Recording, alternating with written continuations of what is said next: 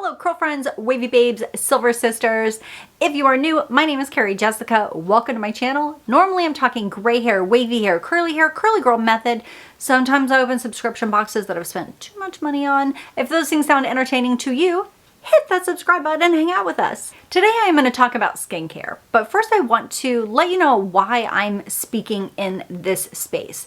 I am not a skincare expert. I am a woman who has had a very long, complicated, negative relationship with her face. When I was in middle school and high school, I had cystic acne. I had cystic acne to the point that the boy that I went to the 8th grade dance with broke up with me at the dance because my skin was so bad that night that he did not want to slow dance with me. Jerk.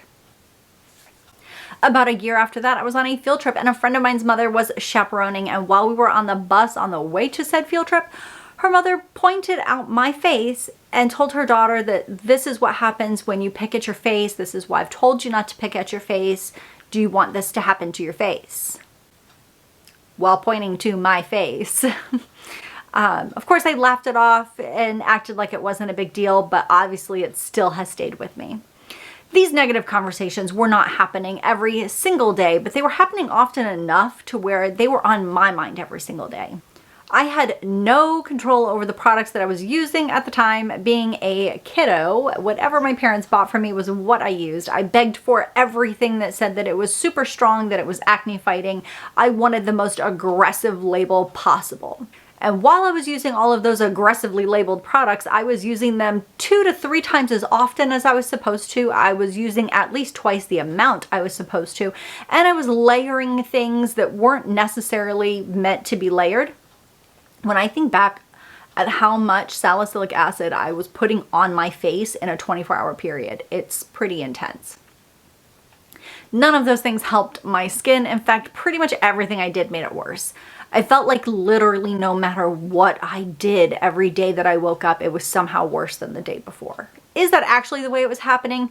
Not quite, but it certainly wasn't improving. And because I was expending so much energy trying to get results, it was very much seeming to go down a very negative path for me.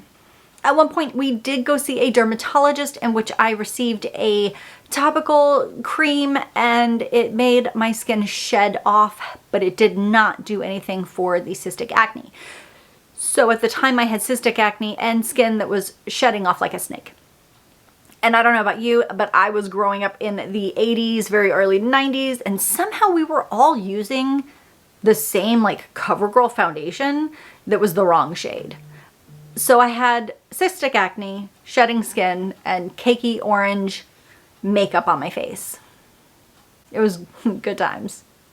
When I became an adult, my cystic acne did finally calm down, and I thought I was doing a great job when I was using a Neutrogena face wash or makeup removing wipes. I felt like removing makeup was the point of skincare. I thought that was it. Not only is that not it, but the products that I was using didn't even really remove makeup, especially makeup wipes. Stop using them. They're not washing your face, they're not removing your makeup, and they are killing the environment.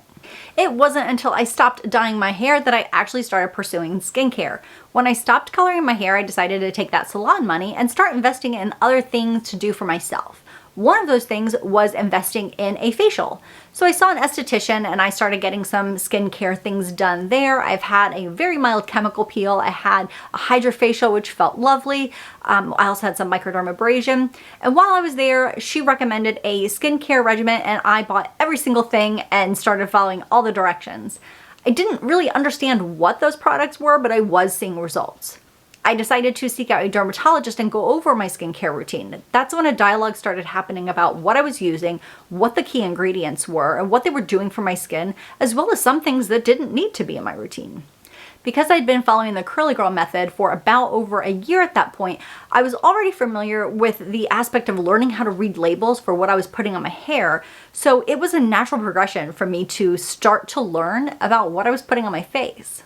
I hopped on to webinars and lives that skincare brands were doing so that I could learn about what they were using in their products and why they were using them. I also started consuming content from people like Skincare with Hiram, Cassandra Bankson, and James Welsh, where I learned a wealth of information. I'm not even kidding you. I have taken notes while watching Cassandra Bankson's videos. So with that said, let's talk about the last 2 months since I was using Youth to the People skincare line. I've been using the products from the oily kit as well as the combination kit, not because I bought both, but because there's a lot of overlap in the products. I also purchased a few extras in there just to have a little fun. So on paper, this brand, they are pro-grade vegan, which obviously they're cruelty-free. They're sustainably made and sourced in California. They support nonprofits that amplify diverse voices as well as environmental causes, and they promote conscientious consumer consumption. All of their products come in glass packaging where the labeling is like a vegetable byproduct that's pretty easy to wash off, so you can recycle these products around your house for all kinds of fun things. They marry two different sides of skincare, where there is the environmentally friendly, clean beauty side, as well as the science-based results-driven skincare. They show that you can have both of those things from one company. While I would not consider their products affordable, I will say that they are concentrated. You do not need much. They will last you quite a long time. I'm going to go over products in the order in which I use them in my skincare routine. So the very first thing would be face wash. The Superfood Cleanser has kale, spinach, and green tea as some of the main ingredients in their skincare. So you're talking about vitamin C, which is a brightener, vitamin E, which helps with free radicals, and vitamin K, which is healing, as well as soothing and moisturizing ingredients and anti-inflammatory. While I personally find this face wash absolutely amazing, I do have oily to combination skin. If you have dry skin, I'm curious as to if this would be a great match for you. I feel like it could be too stripping. Considering I have oily skin, I feel like it removes the oil from my face. My face feels clean, but it does not feel that stripped, tight feeling where you've actually gone a little bit too far and compromised your skin barrier. This face wash has a gel consistency, and the directions will say 1 to 2 pumps. I find I only need half of a pump.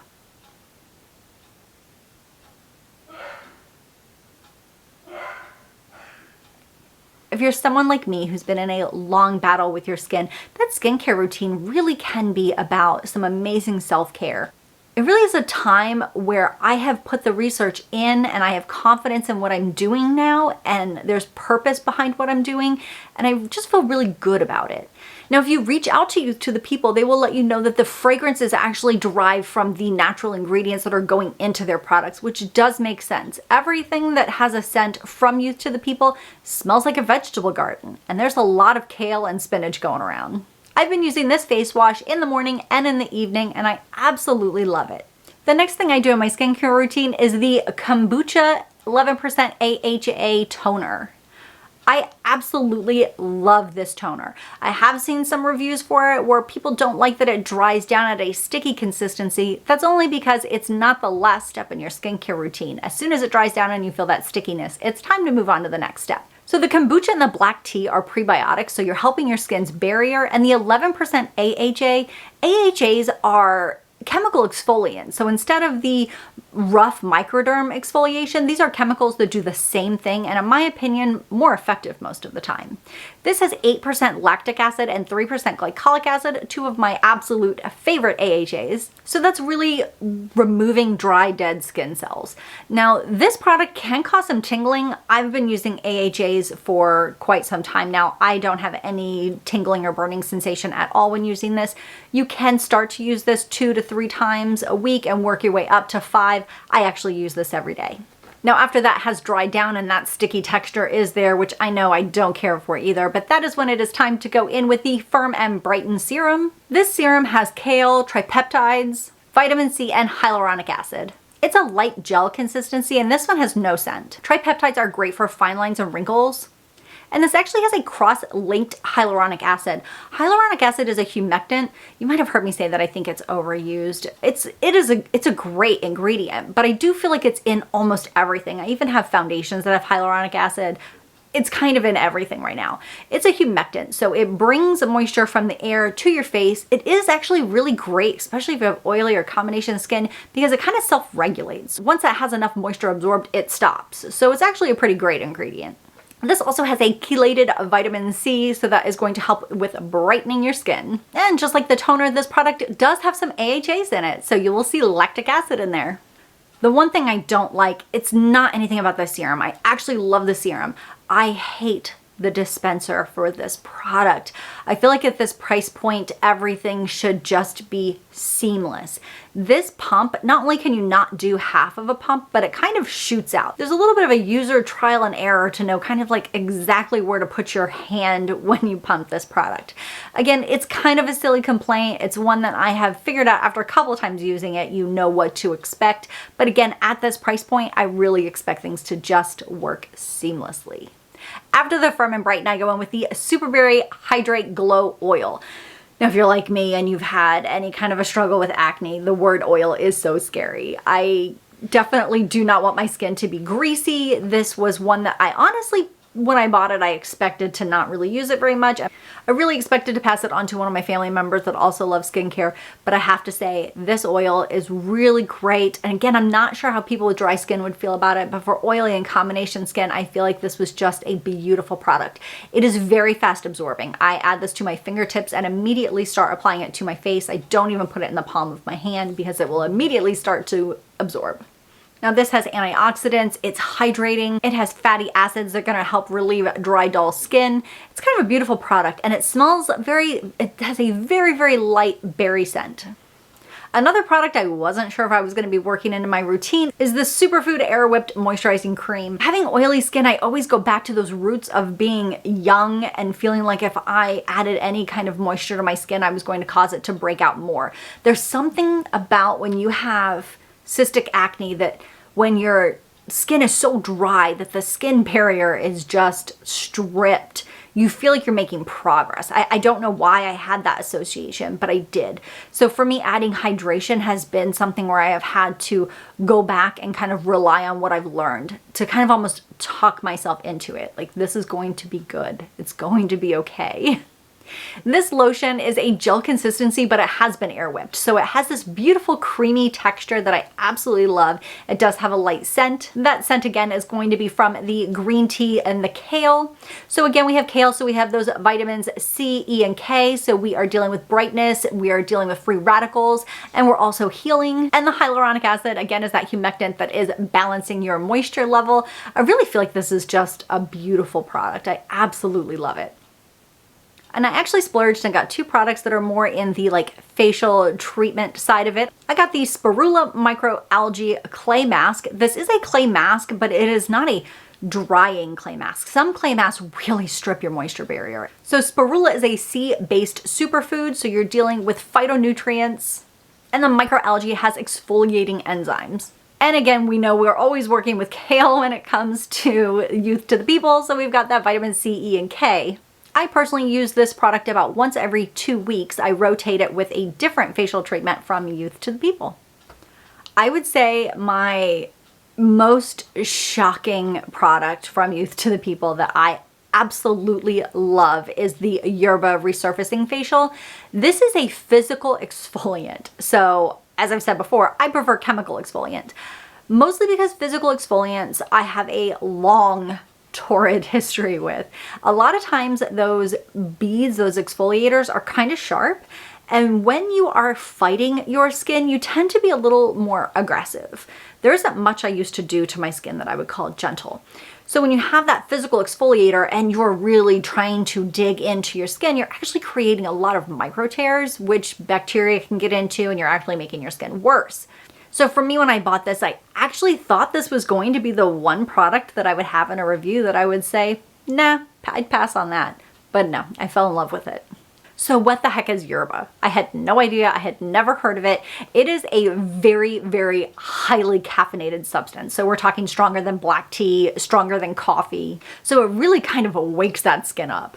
This also has pineapple and papaya. Those are actually chemical exfoliants as well. So not only are you getting a physical exfoliation, but you are also getting a chemical exfoliation. And those two things married together seem to work really well. And this has passion fruit and dragon fruit. So those are also helping with free radicals. Those are antioxidants. Now the physical component of this exfoliator, it's bamboo and something else. I will type the word because it's real long and I would never say it correctly. And I really enjoy it because they are all about the same size and it's very, very fine. So what I do is I have my face damp when I put it on. I leave it on for about 2 minutes to let those antioxidants try to work. Then I dampen my hands and I am very, very gentle circular motions around my skin. And this mask you can do up to 3 times a week. Again, I'm not a huge fan of physical exfoliants, so I use this about once every other week in rotation with the clay mask. So overall, I have to say that I have absolutely loved my experience with Youth to the People. I feel like not only have the products had ingredients that are powerful and actually giving me results, but everything seems to be very much in line with protecting my skin's barrier. There are a couple of things I like to do to my skin that are a little bit stronger. I personally am a fan of The Ordinary's AHA BHA peel. That's one that afterwards my focus needs to be on making sure that my skin barrier is having its chance to heal. Youth to the People is the definite brand that I reach to after that. Thank you so much for hanging out with me and chit-chatting about skincare. If this is something that interests you, I would love to know because it is a space where I'm having a lot of fun learning things and would love to share, and I also would like to receive information from you. If you would like for me to do a review on a brand that is not only super effective, but it is super affordable, let me know. I'd be more than happy to do that too. Until next time, you can find me on other places on the internet. I am on Instagram. I'm also on Facebook. You can find me on TikTok. I don't know if you can even get the app anymore, but I'm there. Ooh, I'm also on Pinterest, pinning stuff left and right. Please make sure you subscribe to the channel, hit that like button, drop a comment below. Believe it or not, those things help my channel and I greatly appreciate it. And I will see you again next time.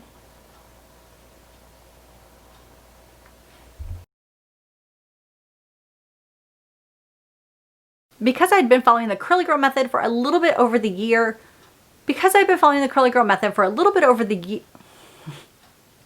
so there's a little bit of a user